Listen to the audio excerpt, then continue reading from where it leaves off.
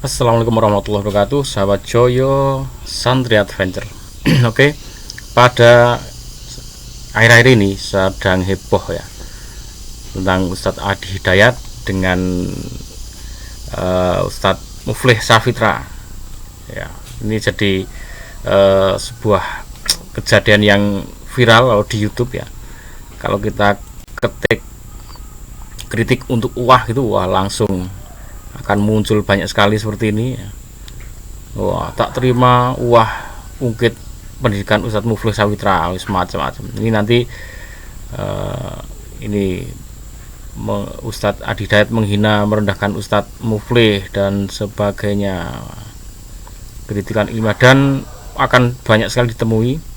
Kalau yang tidak suka dengan Ustadz Adi Hidayat akan menyampaikan ya seperti yang dia ingin sampaikan ya. Ada yang membela, ada yang sekarang kita akan lihat dari sisi kita sebagai netizen, kita sebagai santri ya. Kita berusaha untuk belajar mencari sisi-sisi baiknya. Oke, ini ya kita lihat sampai ada yang cuman membuat ya gini pakai AI loh. Antum kalau tahu Rawan Williams yang menikahkan Kate Middleton itu kami tuh ada satu duduk diskusi di satu panel yang sama. Dan tidak ada masalah di situ. Tidak ada masalah. Nanti lari lagi, di mana ditemukan surat musik? Gak ada satupun menyebut ulama dari salaf mengatakan surat pemusik. Ini kan sudah logical fallacy, salah berlogika. Bapak Ibu, musik itu bahasa apa? Nah, kaum muslim. Nih, opini umat ya, ini.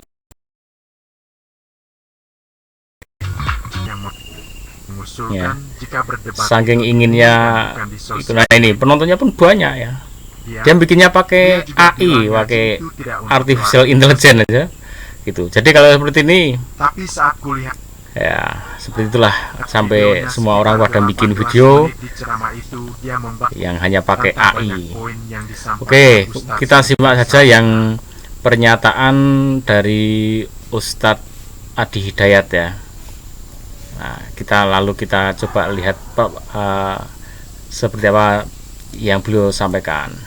Di kalangan teman-teman salafi pun ada yang menyebut syair dengan nyanyinya dengan musik. Coba buka deh Ustaz Yahya Badrus Salam itu ya. Itu punya kajian. Bahkan dia menulis status tanggal 8 September 3 September 2018 itu ada statusnya. Kita ngajar tuh untuk menyampaikan ilmu, bukan untuk berdebat dengan orang lain. Kalau mau debat bukan di sini sesinya. Hadir antar guru datang. Duduk, bagusnya di MUI supaya ada yang lain menyimak. Duduk. Coba sebutkan, ada nggak misalnya surat musik dalam Quran? Sampai ujung dunia pun dicari, Anda nggak akan temukan, itu terjemahan.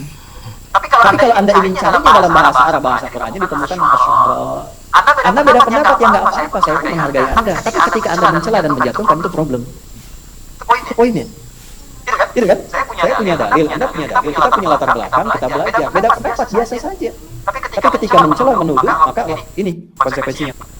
Oke ya teman-teman, jadi yang perlu kita garis bawahi, beda pendapat gak masalah, tapi tidak perlu saling mencela. Nah, saling mencela itu yang akan menyebabkan kegaduhan ya.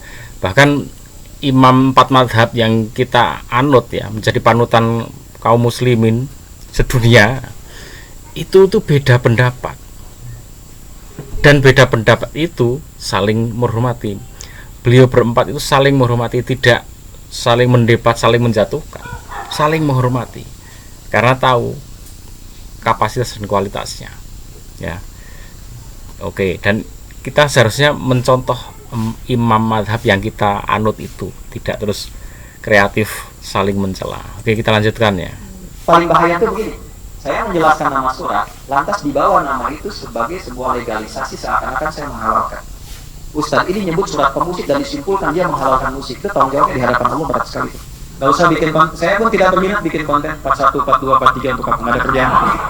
Dan sementara Anda bikin skripsi dari referensi yang keempat itu mengambil dari orang Yahudi. Ya, Will itu yang diambil skripsinya, referensi yang keempat itu dari orang Yahudi. Sekolahnya itu di tempat Walter School itu punyanya orang Israel Club, yang sekarang hasil dari situ dipakai untuk jadi peluru nembakin anak-anak Palestina. Membaca, kalau sepakat ya nggak apa-apa, tidak sepakat pun tidak apa-apa, jangan menghalangi kita minum teh berdua. Ya, kalau Anda laki-laki, kalau perempuan tidak.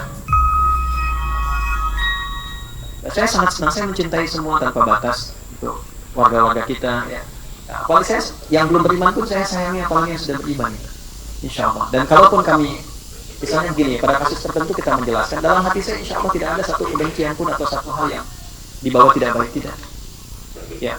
Kalaupun sekarang ada perdebatan ramai misalnya, mohon izin saya tidak berusaha selalu ya untuk tidak pernah membawa sifat-sifat yang tidak baik. Ya, gak ada sedikit pun sampai hari ini saya katakan saya nggak punya sedikit pun sifat-sifat untuk misalnya benci pada orang begini. Alhamdulillah. Makanya saya bingung beberapa hari ini yang tokoh yang ini itu Ustaz bagaimana kabarnya, apakah baik-baik saja? Saya bilang saya sedang minum teh, saya membaca. Alhamdulillah saya nggak ada masalah dan saya pun nggak tahu ada apa. Saya pun nggak tahu, kita sedang baca, sedang riset, sedang belajar. Kami dihubungi bahwa ada konferensi di Mekah untuk ahli Quran sedunia. Jadi ada kumpulan ahli Quran sedunia di tempat riset Quran. Yang kumpul cuma ulama-ulama ahli Quran sedunia. Tempatnya di Mekah, di daerah Arafah dekat Ummul Qura. Itu ada satu pusat kajian, namanya Markaz Hudal Quran. Jadi ketuanya itu mantan dekan dari Ummul Qura, namanya Dr. Yasin. Ya, beliau itu mendirikan suatu lembaga think tank mengumpulkan ahli Quran sedunia. Dikeluarkan tema, setiap tema dari setiap ayat di Quran.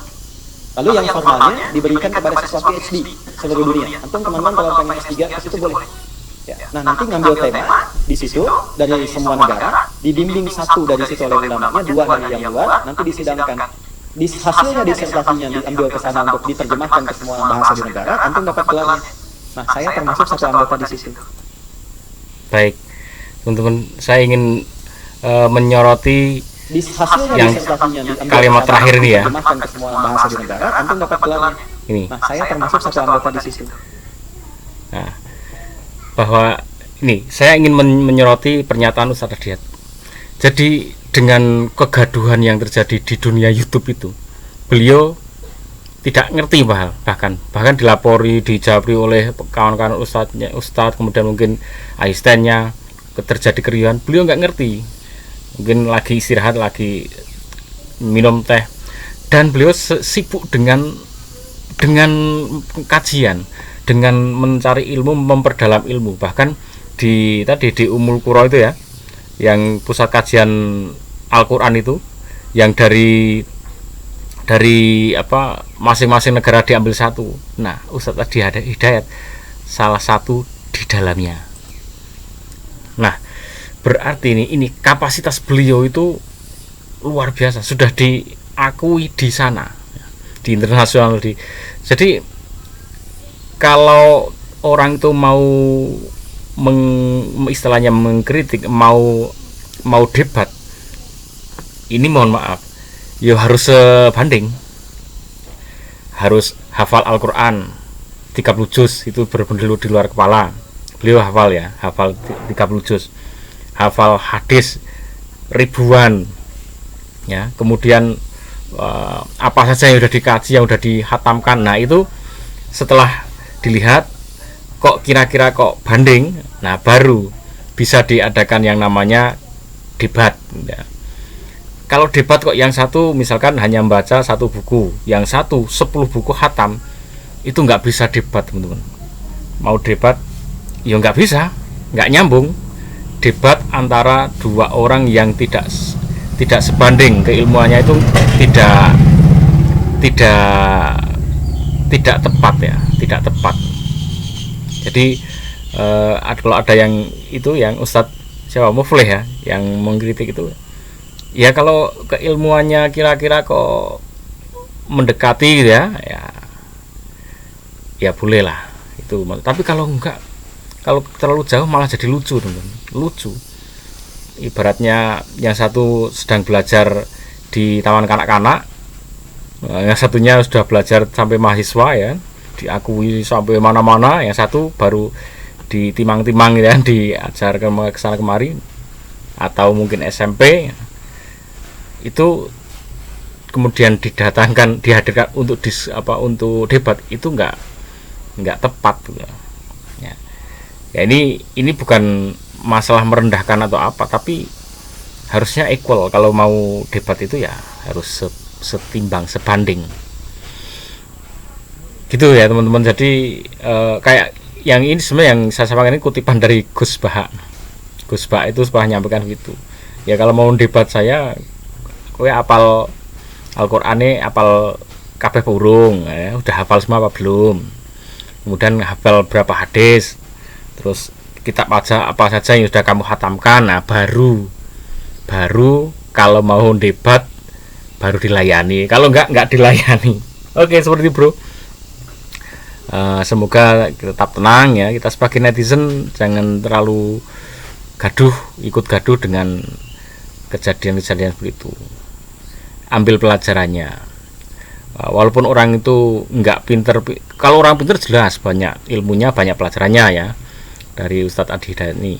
Kalau bahkan orang yang nggak terlalu pinter aja ada pelajarannya, masing-masing itu membawa kebaikan masing-masing kalau memang diniatkan untuk baik. Tapi kalau orang itu diniatkan untuk buruk, punya itikat keniatan buruk, ya masing-masing punya keburukannya. Orang yang kecil, yang bodoh, ya keburukannya ya sesuai kadarnya. Orang yang pinter, keburukannya wah dahsyat. Kebaikannya pun gitu. Orang yang kecil ya kebaikannya sesuai kadarnya. Orang besar wah bisa kuat untuk berbuat kebaikan, itu punya daya yang kuat juga. Oke teman-teman, semoga bermanfaat. Assalamualaikum warahmatullahi wabarakatuh.